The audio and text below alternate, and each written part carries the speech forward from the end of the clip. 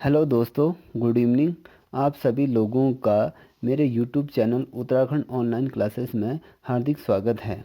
जैसे कि आप लोगों को ज्ञात ही है कि हमारे उत्तराखंड में इस समय विभिन्न विभागों में अलग अलग पदों हेतु विज्ञापन प्रकाशित हुआ है, जिसके अंतर्गत एलटी संवर्ग के अंतर्गत, प्रवक्ता संवर्ग के अंतर्गत, बीडीओ, ग्राम्य विकास, समाज कल्याण, समीक्षा अधिकारी और कनिष्ठ लिपि के विभिन्न विभागों में अलग अलग पोस्ट निकली हैं, जिनकी तैयारी हेतु मेरे द्वारा एक यूट्यूब चैनल का निर्माण किया गया, जिसके अंतर्गत हम उत्तराखंड से रिलेटिव सभी पोर्शन को कम धीरे धीरे कवर करेंगे।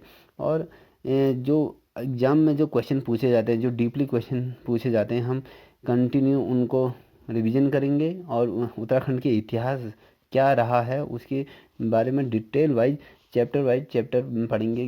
उत्तराखंड के इतिहास से लेके वर्तमान समय तक की जो भौगोलिक परिस्थितियां हैं, जो राजनीति क्षेत्र है और जितना भी ताना बाना हमारे उत्तराखंड में है, उसके बारे में हम संक्षिप्त में वर्णन करेंगे। और जहाँ तक इस यूट्यूब चैनल का निर्माण करने का मेरा उद्देश्य है, जो हमारे भाई बहन जो ऑनलाइन क्लासेस के माध्यम से अपनी परीक्षा क्लासेस अटेंड कर सकती है, अपनी पढ़ाई को प्रारंभ कर सकते हैं, और जो कोचिंग क्लासेस नहीं अटेंड कर सकते हैं, इतना पैसा नहीं है हमारे पहाड़ी क्षेत्र में लोगों के पास कि वो ऑनलाइन क्लासेस या फिर क्या बोलते हैं दूरस्थ स्थानों में जाके कोचिंग सेंटरों में अपना कोचिंग प्रारंभ कर सके।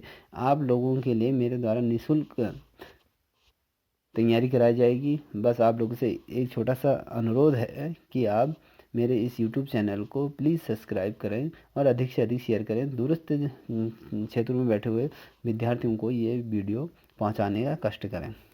चलो आज का प्रारंभ करते हैं उत्तराखंड से संबंधित कुछ महत्वपूर्ण क्वेश्चनों को, जो आगामी एग्ज़ामों में पूछे जाते हैं, जो आगामी परीक्षाएं होने वाली हैं। अभी जो 28 दिसंबर को भी जो परीक्षा आयोजित होने वाली हैं, उसमें ये क्वेश्चन आ सकते हैं। अभी मैं आपको एक डेमो क्लास दे रहा हूँ, यदि आप लोगों को अच्छा लगे तो इसको सब्सक्राइब कीजिएगा। ये जो महत्वपूर्ण क्वेश्चन है, जो हमारे नज़रों से ओझल हो जाते हैं, उन क्वेश्चनों पे हम आज चर्चाएं करेंगे। है क्या? आपने एक बार बहुत बार पेपरों में देखा होगा, चाहे लोकसभा आयोग के, अधिनियम चयन आयोग के पेपरों में ये वाला क्वेश्चन बहुत बार आपने देखा होगा, मायावती आश्रम कहाँ स्थित है। कभी क्वेश्चन अलग तरीके से भी घुमा जाता है, उत्तराखंड में ऐसा कौन सा आश्रम है जो मायावती द्वारा स्थापित किया गया है। ये चीज़ें क्वेश्चन बहुत बार पूछे जाते हैं। ये मायावती आश्रम उत्तराखंड का प्रसिद्ध पर्यटन स्थलों में से एक स्थल माना जाता है, जिसके अंतर्गत हमारे पर्यटन क्षेत्र को बहुत ज़्यादा इसमें क्या होता है, बढ़ावा मिलता है। और इसके अंतर्गत जो हम विदेशों से जो पर्यटक आते हैं, वो यहाँ पर इस आश्रम को देखने के लिए आते हैं, क्योंकि ये बहुत ज़्यादा समय पुराना 1901 में इस आश्रम को बनाया गया था। ये अपने आप में प्राचीन भी है और इसके बहुत पुराना इसका इतिहास भी रहा है। यदि हम इस आश्रम की बात करें, यह मायावती जो आश्रम है वो चंपावत जिले में स्थित है। जो लोहा घाट एक स्थान है, उस स्थान पर यह स्थित है। इस आश्रम को अद्वैत आश्रम के नाम से भी जाना जाता है। यदि अद्वैत आश्रम जो रामकृष्ण मठ की जो एक शाखा है, जो मायावती आश्रम या कहें हम इसे इसको दूसरे नाम से भी अद्वैत आश्रम के की स्थापना जो की गई थी, वो स्वामी विवेकानंद से प्रेरित होकर, जो उनके जो शिष्य थे, जो उनके सन्यासी जो शिष्य थे, स्वामी स्वरूपानंद, और अंग्रेजों के समय जब ब्रिटिश शासक यहाँ पर अपना शासन काल स्थापित करते थे, तो उस टाइम के उनके एक शिष्य था, कैप्टन JS सिल्वर। और जो उनकी धर्मपत्नी थी, सी CE वेसिवल, ने मिलकर जो 1899 में इसकी स्थापना की थी। और सन 1901 के अंतर्गत जो इनके जो कैप्टन जो जो शिष्य थे, जो अंग्रेज शिष्य थे, JS सिल्वियर के देहांत, जब उनकी मृत्यु हो गई थी, जब यह खबर जानकर स्वामी विवेकानंद की जो मठ है, जो आश्रम है, कि श्रीमती सर्वेयर को अनाश्रम देने की एक प्रकार से आश्रय देने की बात कही थी मायावती आश्रम जब वो आए थे। स्वामी विवेकानंद ने इच्छा के अनुसार यह इच्छा जताई थी कि मायावती आश्रम में कोई मंदिर या मूर्ति नहीं रखी जाएगी। यहाँ पर सिर्फ यहाँ पर सनातनी परंपरा अनुसार जो मेडिटेशन किया जाता है, जो ध्यान लगाया जाता है, तो एक प्रतीक के रूप में यहाँ किसी की पूजा नहीं की जाती। सिर्फ मेडिटेशन के लिए अपनी जो थकावट है, जो अपनी मानसिकता कोई किसी चीज़ से ग्रस्त हो जाता है, उस चीज़ को दूर करने के लिए यहाँ पर ध्यान लगाने के लिए लोग विदेशों से आते हैं। और ये स्वामी जो विवेकानंद की जो शिष्य थे, स्वामी स्वरूपानंद ने ये मायावती जो आश्रम लोहाघाट के जो सब प्रसिद्ध भारत प्रसिद्ध जो भारत नामक जो मासिक पत्रिका था, जिसका संपादन उनके द्वारा कराया गया था, ये अपने आप में बहुत प्रसिद्ध आश्रमों में से एक आश्रम है। कि कभी क्वेश्चन आ जाता है मायावती आश्रम कहाँ, ये उत्तराखंड में, ये कौन से स्थान पर स्थित है, ये लोहाघाट स्थान पर, ये कौन से जनपद में है, ये चंपावत जनपद, इसकी नींव कब रखी गई थी, 1899 में। वो किसके द्वारा रखी गई थी और इसके शिष्य कौन कौन थे, ये चीज़ें पूछे जाते हैं। ठीक है, अब हम बात करें सेकंड टॉपिक पे, जो चर्चाएं करें, जो अपने आप में एक महत्वपूर्ण क्वेश्चन है। ये कई बार कॉम्पिटिटिव एग्जामों में ये पूछा गया है कि देहरादून का जो घंटा घर है, जो आज जहाँ पर जो घंटा घर है, उस स्थान पे पहले क्या था, ये घंटा घर किस नाम से जाना जाता था, और ये इसके जो इसको किसने बनाया था, ये कौन से सदी में बनाया गया था, और इसका लोकार्पण किसने किया था। ये चीज़ें का क्वेश्चन कभी पूछे जाते हैं कि उत्तराखंड का जो घंटा घर है वो उसकी ऊंचाई कितने फुट की है। ये चीज़ें अनुमान कभी पूछे जाते हैं, जो कि हम छोड़ देते हैं। जो हमारे हम जिनको बारीकी से नहीं पढ़ते हैं, वो चीज़ें कभी कभी पूछी जाती हैं। अब यदि हम देहरादून की जो घंटा घर की जो बात करें, वो देहरादून का आज एक प्रतीक चिन्ह बन गया। आज घंटा घर से ही देहरादून की एक पहचान बन गई है।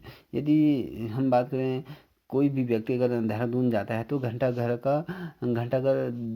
अवश्य जाता है, वो देखना चाहता है कि है क्या आखिर। अब यदि हम इसके बारे में चर्चा करें, ये देहरादून शहर की एक पहचान तो बन चुका है। जहाँ पर आज घंटा घर है, वहाँ पहले क्या थी, दो पानी की बड़ी बड़ी टैंकियाँ थी, और उसके जो पैरेलल जो साइड में वो एक तांगा स्टैंड था। अब हुआ करता था, अब है नहीं। अब तो वहाँ पर कंस्ट्रक्शन से दुकानें खुल गई और अलग अलग चीज़ें बन चुकी हैं। तो वहाँ पे पहले क्या था, तांगा स्टैंड था। जब मैं बात करूँ समटाइम घंटा घर का जो प्रतीक क्यों बनाया गया, किसकी स्मारक के तौर पर बनाया, किसकी याद में बनाया गया, यदि मैं बात करूँ, लाला बलवीर न्यायाधीश इस शहर के क्या थे, बहुत जाने माने रईसों में माने जाते थे। जब उन 22 सितंबर 1936 को, जब ये बलबीर सिंह की जब मृत्यु हो गई थी, जो ये देहरादून के बहुत ज़्यादा रईस व्यक्तियों में से थे, और इनका ही उस समय यहाँ पर एक तरफ से मान लो कि साम्राज्य चल रहा था, बोलबाला था, लोगों में इनकी पैड़ थी अच्छी खासी। तो 22 सितंबर जब 1936 की जब इनकी मृत्यु हो गई थी, जब इनकी धर्मपत्नी मनभरी देवी ने और उसके जो पुत्र थे आनंद सिंह, उनके द्वारा किया गया था, अपने पिता की स्मृति पर ये घंटा घर का निर्माण कराया गया था, जिसे बलबीर क्लॉक टावर के नाम से भी जाना जाता है। और जब इसका जो निर्माण करवाया गया था 24 जुलाई सन 1948 को, उत्तर प्रदेश की जो प्रथम गवर्नर रही सरोजिनी नायडू द्वारा इसका किया गया था, लोकार्पण किया गया था। उस टाइम पे इस जो आज हम घंटाघर के जो नाम से इसे जाना जाता है, उस टाइम पे क्या था, बलबीर क्लॉक के नाम का जो टावर से के नाम से विख्यात था, इसको बलबीर क्लॉक टावर के नाम से इसे जाना जाता था। यदि हम बात करें 1953 या 1936 से लेके 1953 के जो मध्य, ये चीज़ें सारी जो घटनाएं घटित हुई, जब ये बना, ये मैं कहूँ कि भैया ये कब बना, कब बनना स्टार्ट हुआ, ये 24 जुलाई 1939 को, जब उत्तर प्रदेश की जो गवर्नर थी सरोजिनी नायडू द्वारा ये बलबीर क्लॉक टावर का जो शिलान्यास किया गया था, उसकी जब नींव रखी गई थी। और तथा 23 अक्टूबर 1953 को भारत सरकार के रेल एवं यातायात जो मंत्री रहे उस समय लाल बहादुर शास्त्री ने इसका क्या किया था, उद्घाटन किया था। इसका लोकार्पण किसके द्वारा किया गया था, सरोजिनी नायडू द्वारा। और इसका उद्घाटन मतलब जब ये बन के कंप्लीट हो गया था तो उसका उद्घाटन लाल बहादुर शास्त्री द्वारा किया गया था। और यदि हम इसकी डिजाइन की बात करें, ये षटकोणीय आकार का है तथा इसकी ऊंचाई की बात करूं तो ये 70 फीट की ये इसकी ऊंचाई है। और ये आज एक प्रतीक के तौर पे बन चुका है, उत्तराखंड राज्य की एक पहचान बन गया है, क्योंकि हमारी पुरातत्व धरोहर के तौर पे इसे हम मानते हैं, क्योंकि एक तरफ से ये उत्तराखंड का एक केंद्र बिंदु है। ठीक है, अब आते हैं नेक्स्ट चैप्टर की तरफ। नेक्स्ट जो टॉपिक है ये हम कहें बद्रीनाथ मंदिर। ये काफ़ी बार पूछा जाता है बद्रीनाथ कौन सी जनपद में है।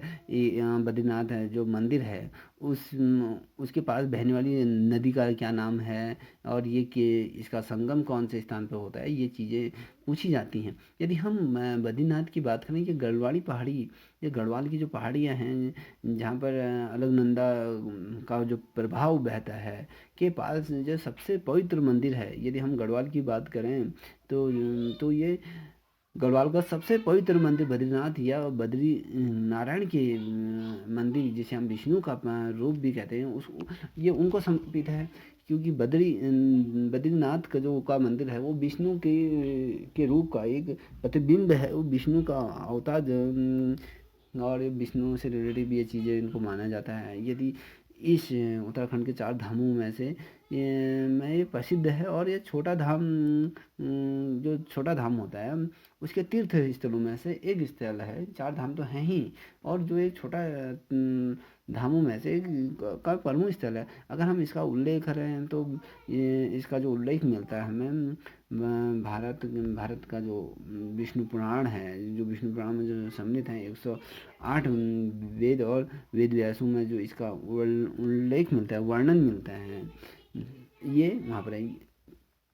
और हम यदि इसकी ऊंचाई की बात करें, ये समुद्र तल से ये 10,279 फीट की ऊंचाई पर स्थित है। यह मंदिर बुलंद हिमालय से घिरा हुआ है, चारों तरफ से हिमालय से घिरा है। और ये आदि शंकराचार्य द्वारा स्थापित किया गया था। उसमें आचार्य शंकराचार्य द्वारा इसको स्थापित किया गया था। ये अपने आप में महत्वपूर्ण है। यदि हम कहें बद्रीनाथ के पैरेलल कौन सी नदी बहती है, वो अलकनंदा बहती है। ठीक है, ये क्वेश्चन बहुत इम्पोर्टेंट क्वेश्चन है। और उसी प्रकार से हम केदारनाथ की बात करें, ये केदारनाथ मंदिर की बात करें, ये भी उत्तराखंड के प्रसिद्ध मंदिरों में से एक है। एक ये धाम है। यदि हम भारत के उत्तराखंड के रुद्रप्रयाग जिले में गढ़वाल हिमालय पर्वतमाला में स्थित केदारनाथ मंदिर सबसे प्रसिद्ध और पवित्र हिंदू मंदिरों में से एक है। ये मंदिर, केदारनाथ का जो मंदिर है, ये रुद्रप्रयाग जिले में स्थित है। वो चमोली जिले में स्थित है। और ये रुद्रप्रयाग जिले में स्थित है। ठीक है, और यदि हम बात करें, ये हिंदुओं का सबसे पवित्र मंदिरों में से मानी गई। यहाँ पर प्रधानमंत्री मोदी और विदेशों से जो बड़े बड़े कारोबारी होते हैं और बड़े बड़े जो आस्थावान होते हैं, जो हिंदू धर्म को मानने वाले होते हैं, वो इस मंदिर की दर्शनों के लिए आते हैं। यहाँ साल भर बर्फ़ 6 महीने यहाँ बर्फ़ पड़ी रहती है, और इसके कपाट खुलने का भी निश्चित समय होता है। और यदि हम बात करें, ये हम इस मंदिर में 12 ज्योतिर्लिंग है, जो जिसमें से सबसे बड़ा ज्योतिर्लिंग जो उसकी ऊंचाई है वो यहाँ पर स्थित है। ये वाला जो मंदिर है, केदारनाथ का जो मंदिर है, वो विष्णु को समर्पित तो नहीं है, ये शिव भगवान को समर्पित है। इसमें शिव का जो प्रतिबिंब, जो शिव का अवतार है, वो ये वाला मंदिर शिव जी को समर्पित है। और वर्तमान समय में जो केदारनाथ का जो निर्माण हो रहा है, और जिसमें ऑल वेदर रोड का भी निर्माण हो रहा है, और इसमें कई तरह के कंस्ट्रक्शन हो रहे हैं, ये आदि शंकराचार्य द्वारा कराया जा रहा है, जो मूल रूप से पांडवों द्वारा 1000 साल पहले जो बनाया गया था, उसी की नींव को आगे शंकराचार्य द्वारा इसको बढ़ाया जा रहा है। ये चीज़ें कभी पूछी जाती हैं पेपर में। अब यदि हम बात करें कैची मंदिर की, ये उत्तराखंड के प्रसिद्ध धामों में से एक धाम है। ये उत्तराखंड के जनपद नैनीताल में स्थित है। नैनीताल हल्द्वानी से ये कम से कम कितना 75 किलोमीटर के आसपास ये अल्मोड़ा की तरफ को ये है। यदि हम बात करें कैंची कैंची धाम की, ये नैनीताल जनपद में सबसे प्रसिद्ध मंदिरों में से कुमाऊं में ही नहीं अपितु पूर्ण संसार भर में इसके प्रशंसक हैं। इसके बारे में सब लोग जानते हैं कि ये मंदिर क्या है। यदि हम कैंची धाम की बात करें, ये धाम बाबा नीम करौली महाराज का सुंदर मंदिर है, जहाँ पर नीम करौली बाबा द्वारा यहाँ प्रवास किया गया था।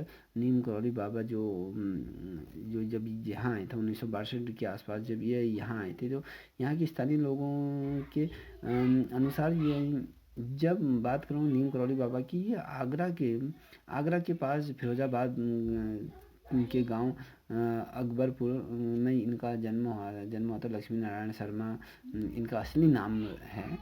और जब ये उत्तराखंड आए, जब यहाँ उत्तराखंड में तपस्या करने के लिए आए थे, जब ये बाल्यावस्था में थे, तो उनका रुझान आध्यात्मिक तरफ थे। तो ये तपस्या करने जब उत्तराखंड आए, उत्तराखंड के ये नैनीताल जनपद से थोड़ा सा अल्मोड़ा की तरफ ये मंदिर पड़ता है।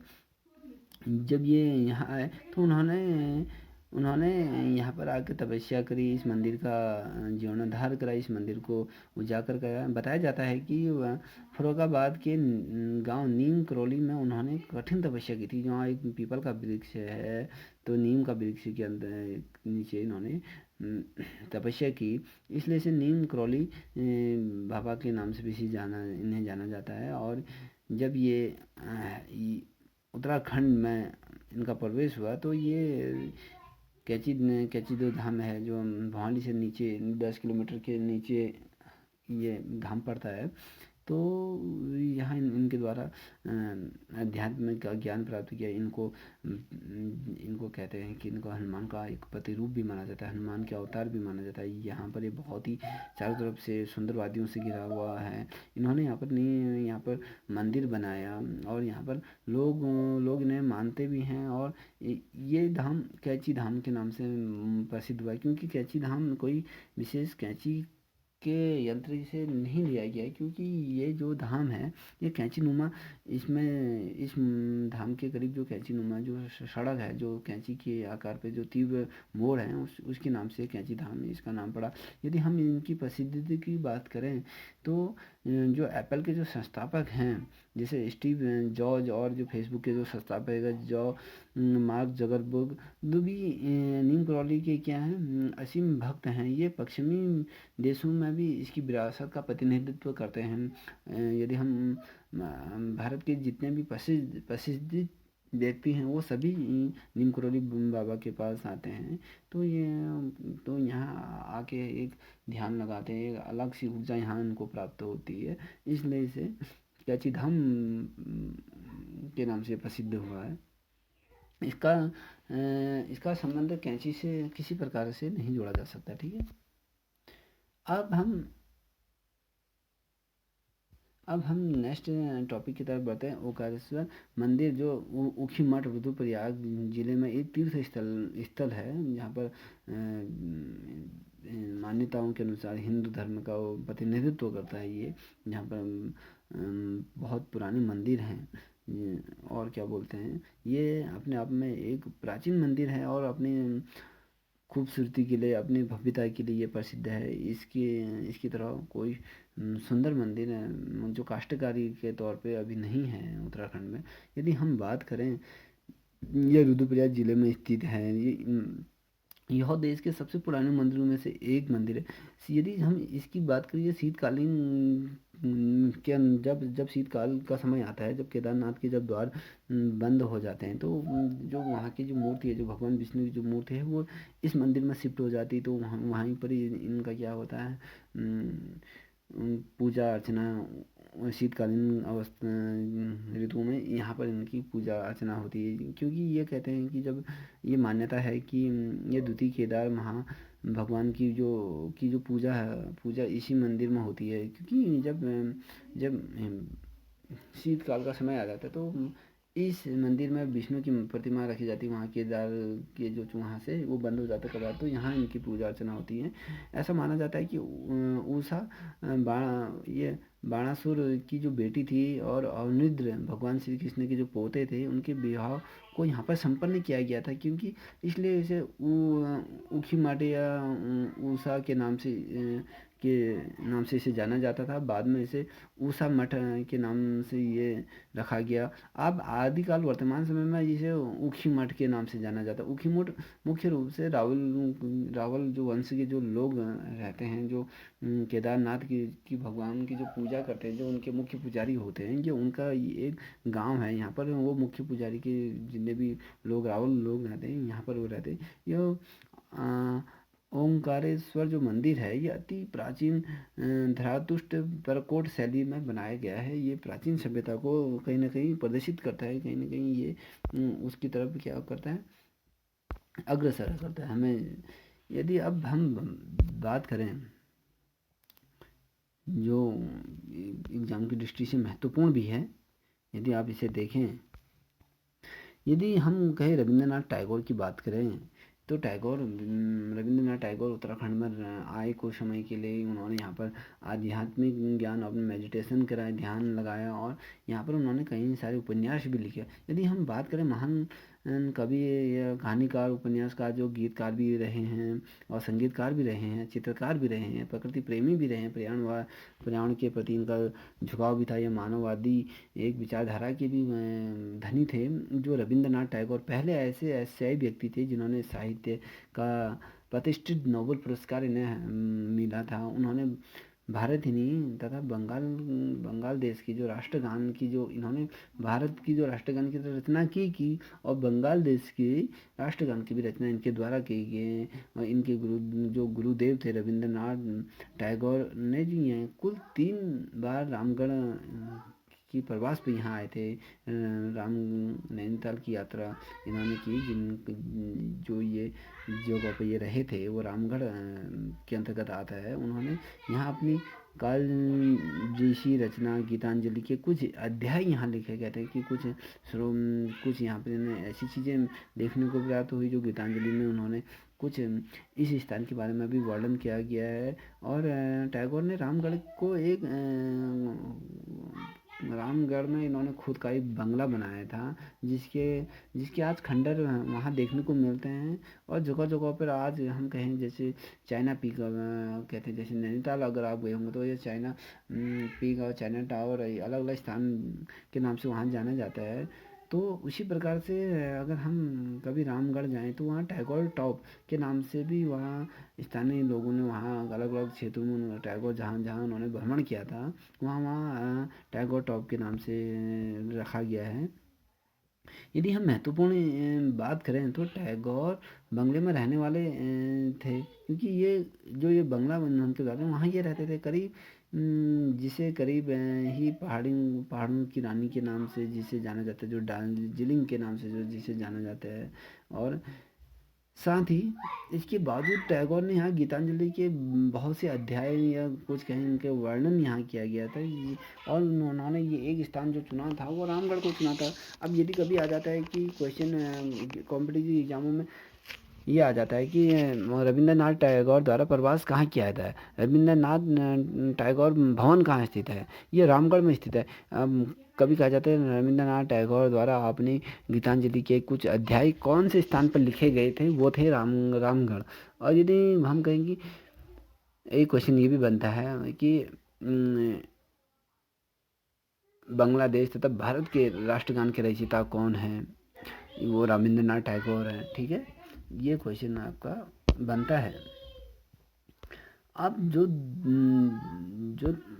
तीसरी तरफ जो हम बढ़ें, अब दूसरे टॉपिक के अंदर हम जाएं यदि, तो हम आज आसन बैराज की बात करेंगे कि आसन बैराज क्या है। ठीक है, ये उत्तराखंड में आसन बैराज की स्थापना 1967 ईस्वी में हुई थी।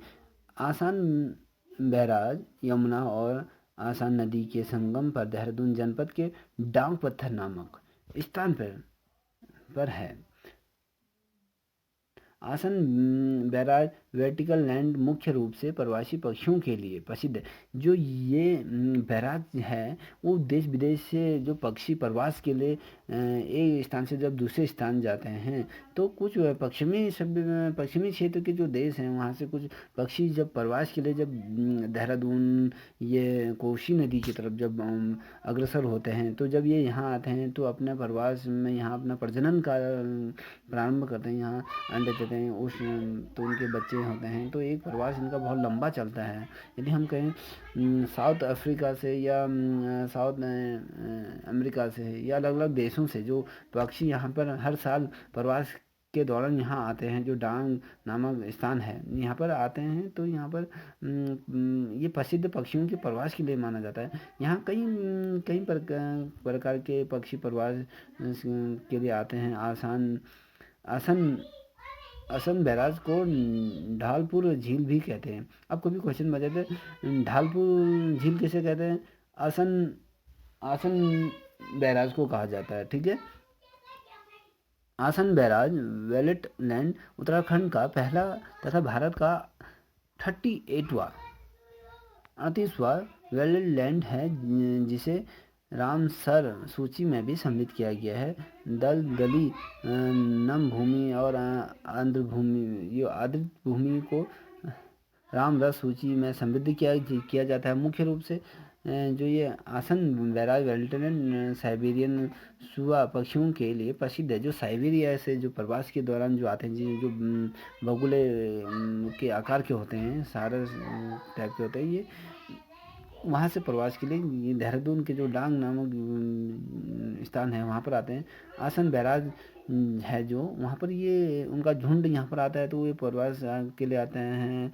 जो ये आसन जो बैराज है इसका जो अगर मैं कुल क्षेत्रफल की बात करूँ, ये 44.040 हेक्टेयर के क्षेत्र में ये फैला हुआ है। कभी क्वेश्चन आ जाते हैं कि इसके अंदर का जो आसन जो बैराज है तो इसका क्षेत्रफल कितना है? 444.40 इसका हेक्टेयर क्षेत्र है। और ये भारत का कौन सा वेटलैंड के अंतर्गत आता है? 38वां है ये कि इसके अंदर यहाँ कौन से क्षेत्र के पक्षी आते हैं? साइबेरियन जो पुष्पा पक्षी होते हैं वो यहाँ पर प्रवास के लिए आते हैं। ठीक है, अब हम बात करें जो महत्वपूर्ण है पेपर के दृष्टिकोण से, मैं उसी को ही बताऊंगा आपको। अब प्रतापनगर टिहरी जिले में स्थित है। अगर हम कभी आता है प्रतापनगर कहाँ स्थित है, कोई क्वेश्चन आ जाता है प्रतापनगर किस जनपद में स्थित है, वो टिहरी जनपद में स्थित है। ठीक है, अब जिसकी स्थापना टिहरी रियासत के जो शासक थे प्रताप शाह ने 1877 में इसकी स्थापना की गई थी। उस टाइम पे प्रताप शाह यहाँ के शासक हुआ करते थे। उन्होंने इस प्रताप नगर की स्थापना की गई थी उस टाइम पे। ये प्रताप नगर के अगर हम प्राचीन नाम की बात करें, ये डांगरधार था इसका नाम। अभी कभी क्वेश्चन समटाइम ऐसा बन जाता है, डांगरधार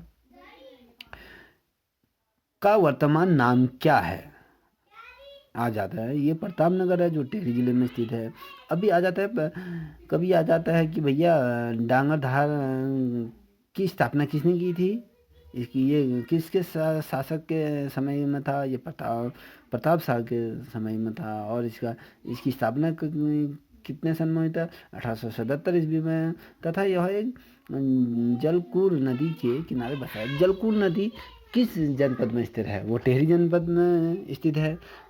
और जलकूप नदी के किनारे किसने नगर स्थापित किया गया? तो प्रताप शाह द्वारा स्थापित किया गया। कई क्वेश्चन इसके अंतर्गत बन गए हैं, इन चीज़ को आप नोटिस कर लीजिएगा। ठीक है, ये महत्वपूर्ण है। अगर हम परीक्षा के दृष्टिकोण से देखें तो ये महत्वपूर्ण क्वेश्चन है।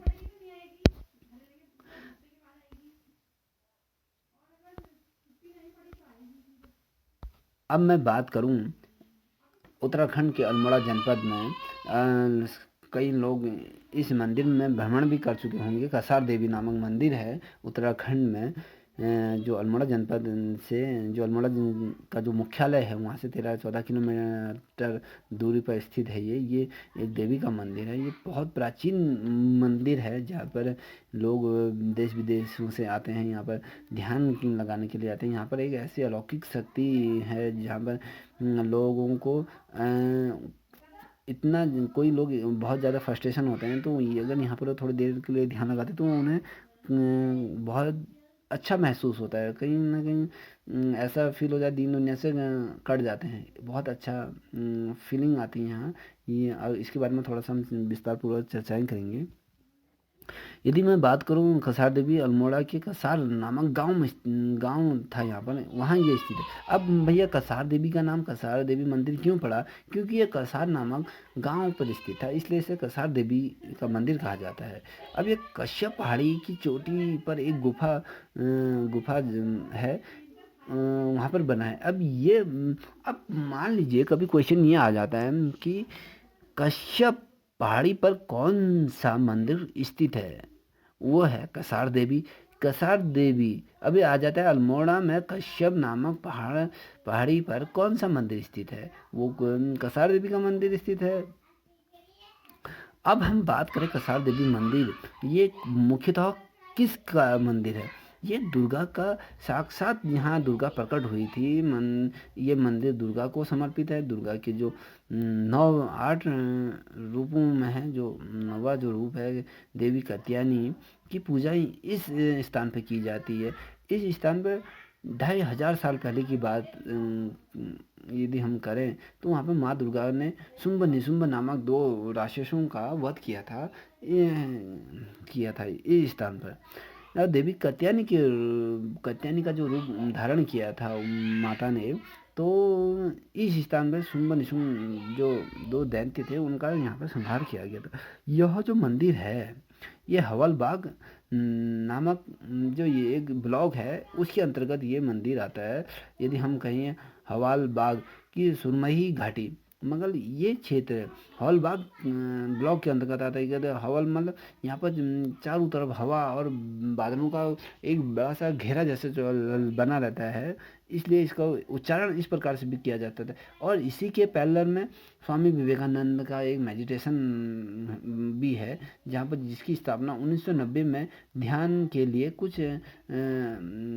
एक आश्रम का निर्माण किया गया है, जहाँ पर कुछ महीनों के लिए इस स्थान पर विवेकानंद आए थे, उन्होंने यहाँ पर ध्यान लगाया था। उत्तराखंड देवभूमि का यह पहला एकमात्र ऐसा स्थान है जो दुनिया के तीसरा ऐसा स्थान बन के तौर पे उभरा है। अब बहुत से लोग ये जानते नहीं होंगे, जितने भी अल्मोड़ा में जो रहते होंगे, जो इस क्षेत्र में या फिर जो इस मंदिर को अच्छी तरह से जानते होंगे, उसकी पूरे तरह से इतिहास नहीं जानते। क्योंकि ये क्षेत्र है जो यहाँ पर कसार देवी का मंदिर है, ये ऐसी भौगोलिक परिस्थिति के ऊपर बना है जहाँ पर चुंबकीय क्षेत्र इतना विरल है। यहाँ पर कहते हैं कि इसके धरातल के नीचे चुंबकीय पिंड का विशाल काय भंडार है, जहाँ पर उसकी वेनल लैंड बोल्ट कहते हैं उसको, उसकी तरंगी आती हैं, जहाँ पर जो मनुष्य की जो नेगेटिव एनर्जी है उसको पॉजिटिव एनर्जी में उसको बदल देती हैं। ये कहते हैं कि ये यहाँ पर दुनिया की बड़े बड़े वैज्ञानिक जब यहाँ पर आए थे तो वो हैरान हो गए थे कि भैया यहाँ पर ऐसा चुंबकीय क्षेत्र हो सकता है। उन्होंने कल्पना नहीं की थी इंडिया में भी ऐसा होता है, क्योंकि ये ऐसे जो क्षेत्र हैं ये विश्व में सिर्फ 2-3 स्थानों पे ये पाए जाते हैं। मान लीजिए यहाँ पर क्या होता है, कुछ जब भी कोई ऐसे आता है जिसे मानसिक अशांति है, उसको मानसिक शांति प्राप्त होती है, कोई डिप्रेशन में चल जाता है, अगर वो यहाँ आए कुछ समय के लिए यहाँ ध्यान लगाए तो उसको कहीं ना कहीं बहुत ज़्यादा इसका फ़ायदा मिलता है। यदि हम बात करें ये स्थित है अल्मोड़ा जनपद में, जो स्थित है अल्मोड़ा के आसपास का जो क्षेत्र है, ये कहते हैं कि विश्व में जाना माना क्षेत्र है। यदि हम कसार देवी मंदिर और दक्षिण अफ्रीका के जो पेरू में स्थित जो माचू पिंगू और इंग्लैंड के जो स्टोन हेंज हैं, जहाँ पर जो बड़े बड़े स्टोन इंग्लैंड के जो स्टोन हेंज मतलब जहाँ पर धरती के ऊपर से जो एक बेरल पत्थरों का जो स्टैचू बनाया गया है, उसके नीचे भी ऐसी चुंबकीय तरंगें पाई जाती हैं जैसे कसार देवी में पाई जाती हैं। उसी प्रकार से ये अद्भुत असमानताएं हैं। यह स्थान क्या है ध्यान और योग के लिए बहुत ज़्यादा प्रसिद्ध है। यहाँ के जब श्रद्धालु मानसिक अशांति का अनुभव करते हैं तो ये शांति की प्राप्ति के लिए इधर आते हैं, योग करते हैं। यदि हम बात करें जो ये अद्वितीय और चुंबकीय क्षेत्र का जो ये केंद्र बिंदु है, यहाँ पर नासा के वैज्ञानिकों द्वारा भी इस जगह पे जो चुंबकीय रूप में जो इस जगह को चार्ज होने के लिए जो कारण प्रभाव होते हैं उनको जानने के लिए यहाँ पर रिसर्च किए जा रहे हैं। आज भी यदि हम बात करें तो नासा के कुछ वैज्ञानिक आज भी इसका अध्ययन कर रहे हैं। यहाँ ये किस प्रकार का चुंबकीय क्षेत्र है, ये कितनी एनर्जी पुट अप करता है, कितनी एनर्जी बाहर भेजता है, इसका अध्ययन ये करते हैं कि ऐसी क्या है। वैन एलन बेल्ट के नाम से ये जाना जाता है। अगर हम बात करें इसकी तो ये धरती के जब अंदर बहुत बड़े विशाल चुंबकीय पिंड होते हैं, मान लीजिए जैसे पत्थरों का कहीं पर पत्थरों की खान होती है, उसी प्रकार से इसके नीचे क्या है, चुंबकीय खान है, चुंबकीय भंडार है, जो अनु विद्युत चार्ज किरणों की जो एक परत होती है उसका रेडिएशन भी ऊपर की तरफ आता है। इसलिए ये अपने आप में एक बहुत प्रसिद्ध स्थान है। ठीक है। अब जो परीक्षा की दृष्टिकोण से एक भी महत्वपूर्ण है, हिल जात यात्रा। अब कभी आ जाता है क्वेश्चन, हिल जात यात्रा किस जानवर का प्रसिद्ध महोत्सव है, वो पिथौरागढ़ जनपद का है। ये कहाँ आयोजित होता है, ये पिथौरागढ़ जनपद में होता है। ये किस उपलक्ष्य में मनाया जाता है, ये कृषि के उत्सव के तौर पे मनाया जाता है। और ये ऐसी क्या चीज़ है कि ये जब यहाँ पर इसे लकड़ी के मुखौटे पहन के ढोल नगाड़ों के साथ ये नृत्य को किया जाता है। यदि हम इसके बारे में बात करें, ये प्रत्येक वर्ष आयोजित होने वाला कृषि नृत्य है। एक प्रकार से कृषि उत्सव है जिसमें दो बैलों की जोड़ी बनते हैं। कोई बैल की जोड़ी में बनता है, कोई कोई हलिया बनता है इसमें, कोई जो धान और मडवे जो बोते हैं वो बनते हैं, मेड़ बांधने वाले बनते हैं, ग्वाल और कुछ ऐसी पशुओं की विभिन्न अभिनय करते हैं यहाँ पर। और जो इसका जो अभिनय करते होते हैं, जो अभिनय करते हैं इन चीज़ों का, तो वो अपने चेहरे पे लकड़ी का मुखौटा पहनते हैं, जिसे हम हिलजात के अंत में, जब ये हिलजात प्रारंभ होता है उसके अंत में क्या होता है, ढोल नगाड़े सॉरी उच्च ध्वनि में क्या करते हैं, बजाते हैं। और इसे लखिया भूत या लखिया देव के नाम का भी इसमें क्या होता है, जिसमें ये ध्वनि प्रसारित होती है जब ढोल नगाड़े बजते हैं। जब ये हिल जात यात्रा में जो ये जो हलिया जो बनते हैं, जो इसमें अभिनय करते हैं, पशुओं का जो अभिनय करते हैं, तो जब जिसमें ये नृत्य होता है तो उसमें कहते हैं कि भैया उसमें लखिया देव का आह्वान होता है। उसमें लखिया देव यहाँ पर उसका आगमन होता है। जब लखिया देव यहाँ पर आते हैं उसमें जो केवल उसमें जो रुपाई करती हैं वहाँ पर सिर्फ महिलाएं अभिनय करती हैं रुपाई का, और शेष कार्य सभी लोग जो मैदान में होते हैं वो बाहर चले जाते हैं। कहते हैं कि लखिया देव शिव के प्रांगण में विरुद्र का अवतार माने जाते हैं। लखिया रुपाई गुड़ाई अव्यवस्थित करने, मतलब अव्यवस्थित उनका मतलब अस्त व्यस्त कर देते हैं, वो रुपाई होने नहीं देते हैं। और उनको शांत करने के लिए महिला उनसे आशीर्वाद के तौर पे पुष्प फूल अर्पित करते हैं, उन्हें शांत करने का प्रयत्न करते हैं। जब वो शांत हो जाते हैं उनसे आशीर्वाद लेते हैं और उसके बाद ये पर्व की समाप्ति होती है। ये धारणाएं हैं, ये मान्यताएं हैं इसके अंतर्गत। ये प्रत्येक वर्ष ये बनाया जाता है। अब हम बात करें उत्तराखंड का जो आभूषण है, आभूषणों में एक गलबंद बहुत ही महत्वपूर्ण है। ये गलबंद उत्तराखंड की पहचान है। कुमाऊं या गढ़वाल में पहने जाने वाला ये गले में पहने जाने वाला महिलाएं इसे बहुत पसंद करती हैं। आज की दौर की बात करें, ये धीरे-धीरे विलुप्ति की कगार पे चला गया है, क्योंकि आधुनिकीकरण जिस प्रकार से हो रहा है, आधुनिकीकरण की रफ्तार जिस प्रकार से ये बन आ रही है, तो ये जो आभूषण है, जो गला बन रहा है, ये क्या होता है, ये गुलाबंदी पुरातन समय में गढ़वाली कुमाऊनी महिलाओं के गले में पहने जाने वाला एक आभूषण, जिसे रेशमी पट्टे में सोने की जो पतली पतली पट्टी होती हैं उन्हें उसमें बिछाया जाता है, उसे उसमें गांठ लगाई जाती है, उसे गले में पहना जाता है, जो उसमें कहते हैं कि सुहागन महिलाएं इसे धारण करती हैं। मगर आप देखिए समय की ऐसी मार इस आभूषण में पड़ी कि आधुनिकीकरण की जिस प्रकार से रफ्तार बढ़ी, तो ये कहीं ना कहीं धुंधला पड़ जाता है। आज इसी प्रकार से ऐसे बहुत से आभूषण हैं जो अस्तित्व के साथ विलुप्ति की कगार में पहुंच गए हैं। आज भी अगर हम बात करें मुखली, हंसली, रूपचूर्ण या बुलाक या धागुला, सूता इत्यादि जो चीज़ें होती हैं बड़े बड़े, तो आज वो बहुत पुराने जो लोग बच गए हैं, जो बहुत दूरस्थ क्षेत्रों में रहने वाले जो महिलाएं हैं, उनके गले में आज वो कभी दिखते हैं नाम। जो अभी जीवित हैं, जो महिलाएं जो इस परंपरा को जीवित रखी हुई हैं, वहाँ पर ये देखने को मिला। आज जो ये चीज़ें पहने हुए मिलते हैं, अगर मान लीजिए अगर भ्रमण करें हम, इसका सर्वे करें, तो कुछ ही परसेंट महिलाएं जो बूढ़ी हो चुकी है महिलाएं, उनके गले में ये देखने को मिलता है, अन्यथा यह पूर्ण रूप से विलुप्त हो चुकी है। ठीक है। और दूसरा क्वेश्चन है, दूसरे क्वेश्चन की तरफ हम बढ़ते हैं। ये है छोलिया नृत्य। आप सभी लोग जानते होंगे छोलिया नृत्य क्या है।